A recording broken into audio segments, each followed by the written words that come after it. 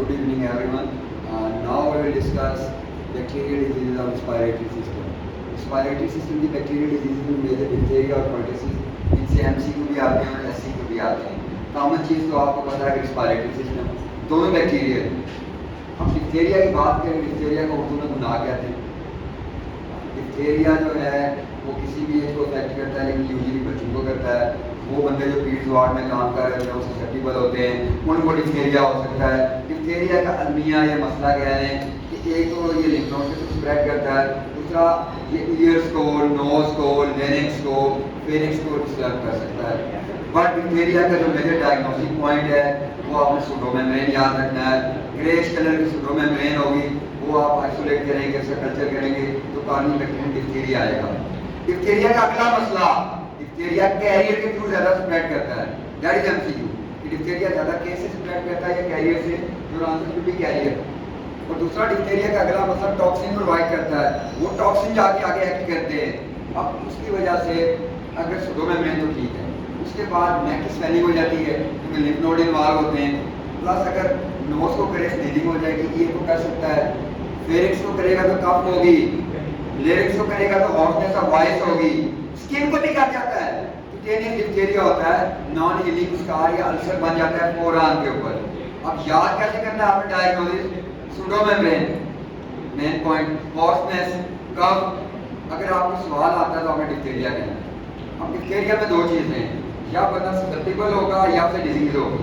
वो आइडेंटिफाई कैसे करना है? याद रखिए, शिक टेस्ट का नाम आ गया। अगर शिक टेस्ट पॉजिटिव है, कल्चर नेगेटिव है, बंदा ससेप्टिबल है। बट अगर शिक टेस्ट भी पॉजिटिव है, कल्चर भी पॉजिटिव है, तो बंदे को डिप्थेरिया है। अब आपने इसकी मैनेजमेंट कैसे करनी है? देखिए, डिप्थेरिया टॉक्सिन प्रोवाइड करता है, तो एंटीटॉक्सिन लेने। बैक्टीरियल इन्फेक्शन है, एंटीबायोटिक देनी है। कफ है, एंटीटॉक्सिन दे दें। आपने सिम्प्टोमेटिक मैनेजमेंट भी करनी है। उसके अलावा आप डिप्थेरिया में वैक्सीनेशन करते हैं। सवाल ये आता है कि वैक्सीनेशन का आपका शेड्यूल क्या है? तो याद रखें, ईपीएस शेड्यूल में 6 वीक, 10 वीक, 14 वीक, 2 ईयर्स और 5 ईयर्स की एज में पेंटावेलेंट वैक्सीन लगती है, जिस पे डिप्थेरिया टॉक्साइड है, जिस पे डिप्थेरिया भी एडिड है। तो प्रिवेंशन आपने ये करनी है। डायग्नोस्टिक पॉइंट मैंने आपको बता दिए कि सूडोमेम्ब्रेन होगी, बुल्स नेक होगी, कोलेरेंजियल फ्रिंजियल डिप्थेरिया होगा, बैक्टीरियल आपने बता दिया। अगर शिक टेस्ट पॉजिटिव है, ससेप्टिबल है, कल्चर पॉजिटिव है, तो बंदे को डिप्थेरिया की डिजीज है। That's all. परटेसिस, काली खांसी, वूपिंग कफ छोटे बच्चों में कॉमन है, मैन बच्चों में कॉमन है, उनमें ज्यादा सीवियर है। 100 डे कफ, माँ आएगी, डॉक्टर साहब बच्चे को खांसी है, खुश खांसी है। जब खांसी होती है बच्चा नीला पीला हो जाता है, वॉमिटिंग होती है, एपिसोड आती है दिन में 4-5, उसके दरमियान बच्चा बिल्कुल ठीक है। एपिसोडिक कफ, ड्राई कफ मतलब नॉन प्रोडक्टिव कफ, बीच में साइनोसिस और आपका रिब्स में बच्चे को पेन होगा। कन्फर्म क्या है? Whooping cough. आपने डायग्नोस कर लिया। अब वूपिंग कफ में आप करेंगे क्या? बच्चा आया है, देखिए अगर साइनोस या ऑक्सीजन लेवल लो है, लिप्स नीले हैं, ईयर नीले हैं, ऑक्सीजन लगाना पहले।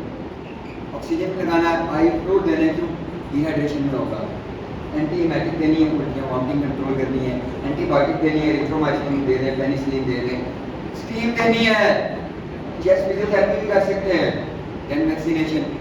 परटेसिस और डिप्थेरिया की वैक्सीन सेम है, सेम एज में लगती है, 6 वीक, 10 वीक, 14 वीक, 2 ईयर, 5 साल। कभी बार सवाल आता है कि वूपिंग कफ की कॉम्प्लिकेशंस क्या हैं? देखिए, वोट करें, खांसी ज़्यादा होगी, रिफ्लेक्शन, हर्निया, रेक्टल प्रोलैप्स, ये मेजर सी कॉम्प्लिकेशन है। निमोथोरेक्स, बाद में इनकेफेलाइटिस तो सबकी होगी, निमोनिया सबकी होगी, बट वूपिंग कफ की मेजर ये हैं। आपको सोचें बच्चा छोटा रिफ्ट वीक में खांसी होगी तो लायर फ्रैक्चर हो जाएगी।